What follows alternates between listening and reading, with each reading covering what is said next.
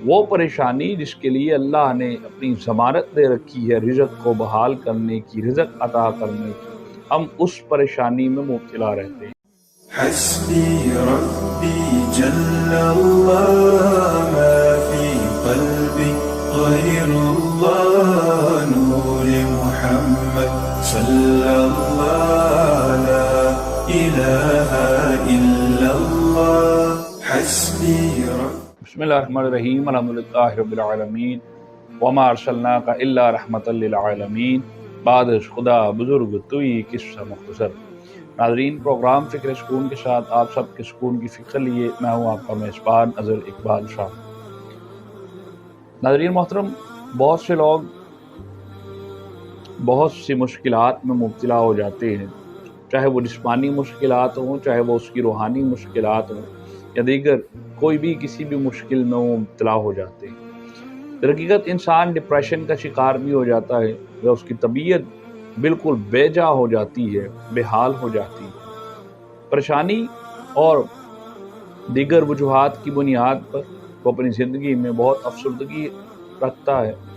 اسے ہر وقت چھوٹی سی بات بھی بہت بڑی پریشانی دے جاتی ہے۔ یہ لمحہ فکریہ ہے،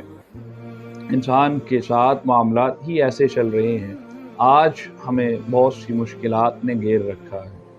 چاہے وہ معاشی پریشانی ہو، معاشرتی پریشانی ہو، ذہنی پریشانی ہو، یا حقوق العباد کی پریشانی ہو۔ در حقیقت معاملہ یہ ہے کہ انسان کو جس چیز کے لیے پریشان ہونا چاہیے وہ حقوق اللہ کی ذات ہے۔ ہمیں اپنے رب کے حقوق پورے کرنے کے لیے ہر لمحے پریشان رہنا چاہیے، لیکن ہم اس پریشانی کو چھوڑ کر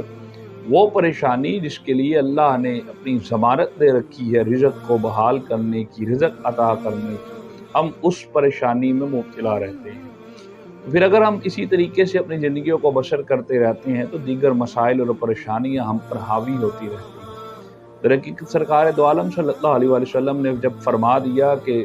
ایک وہ رزق ہے جس کو تم تلاش کرتے ہو، ایک وہ رزق ہے جو تمہیں تلاش کرتا ہے، جو رزق تمہیں تلاش کرتا ہے وہ اس طرح سے تلاش کرتا ہے جیسے کہ مرنے والے کو موت تلاش کرتی ہے، تو ہمیں